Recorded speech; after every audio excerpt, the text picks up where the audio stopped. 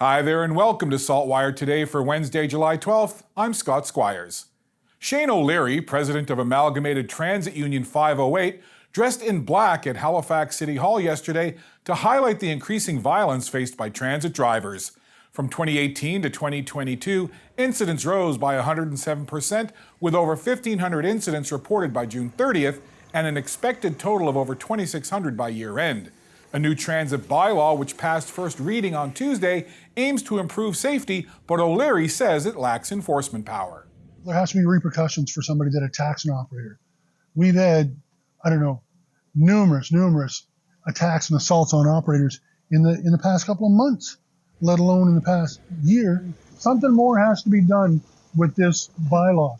City Council has to take the initiative to have the supervisors trained, put in place, and able to enforce this bylaw. If they're going to put the bylaw in place, there needs to be enforcement. Under the proposed bylaw, transit supervisors would assist passengers, but Halifax Regional Police and RCMP will enforce the bylaw by removing unruly passengers and issuing bans. The bylaw prohibits littering, graffiti, and sets time limits at transit areas. Jen Taplin has more at SaltWire.com. Ambulance offload times in Nova Scotia have decreased over the past 6 months, according to information heard yesterday by a standing legislative committee on health. However, Liberal leader Zach Churchill argues that the improvements are overshadowed by a significant increase in offload wait times since August 2020. Churchill blames government policies, particularly those implemented by the Progressive Conservative majority government. Various initiatives address the issue, including patient transfer changes and the single paramedic response unit program. Our Francis Campbell has more on the story at SaltWire.com. The Nova Scotia RCMP Major Crimes Unit has initiated a confidential hotline for investigation into sexual assault allegations at the Nova Scotia Youth Centre, also known as Waterville, spanning from 1988 to 2017. To date, investigators have taken statements from more than 70 survivors, and at this time, we believe there may be more than 200. We are seeking more information, and we are very hopeful other survivors will connect with us when they learn about Operation Headwind. Survivors and potential witnesses are urged to contact the confidential Operation Headwind hotline at 902-720-5313 or toll free at 1-833-314-3475. Additionally, individuals can reach the investigators via email at headwind@rcmp-grc.gc.ca. For those who prefer to remain anonymous, Nova Scotia Crime Stoppers can be contacted at 1-800-222-TIPS. That's 1-800-222-8477. Also through the secure web tip portal at crimestoppers.ns.ca or via the P3 Tips app.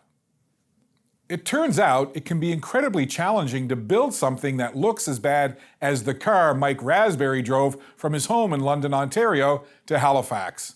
But it was an offer he couldn't refuse when he was asked to report to Sunnyvale to be a part of the newest Trailer Park Boys movie that's in production this summer.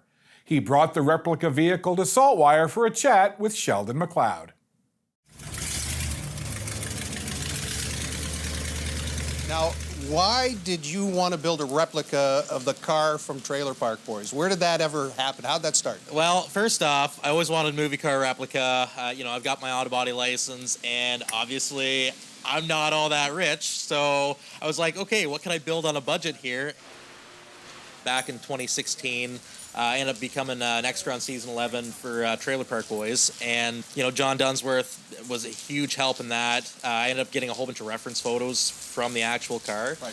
And I bought my first car I thought I was going to use in 2016, but I was like, it was just too rough. So then I kept on buying cars, and I'm trying to figure out, okay, which one's good, which one's the perfect candidate, and they were either like too damaged or too mint.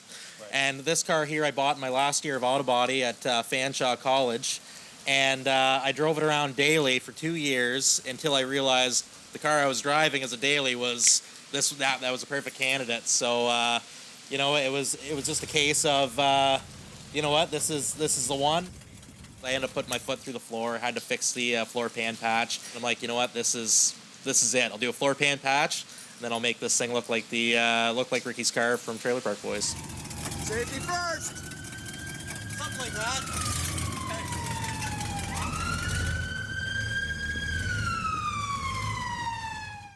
Sheldon's full interviews coming soon to SaltWire.com.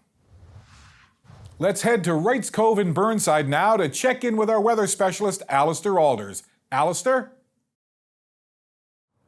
Thanks, Scott. While there was plenty of clouds and fog this morning, the sunshine was in the mix this afternoon. Turned out to be a pretty nice day, and we have more sunshine to talk about in the upcoming forecast.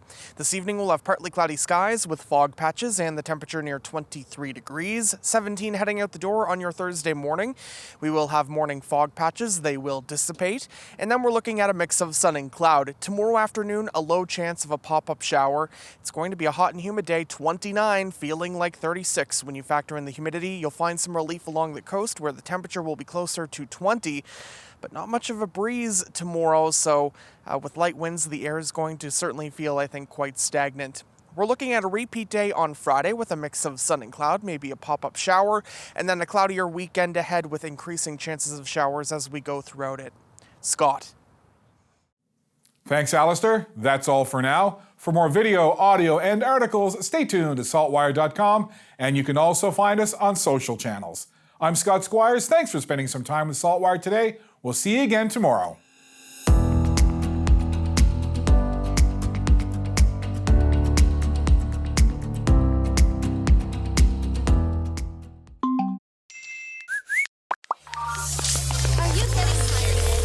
Turn off the noise. Tune in to what matters. What matters is information you can trust. What matters is the news you can use to make life's big decisions. Informed healthcare choices, casting the smart vote, or opening that business. What matters is understanding the world around you. Let SaltWire connect you to what matters with unlimited access to the information you need for only $20 for the first year. Become a member today.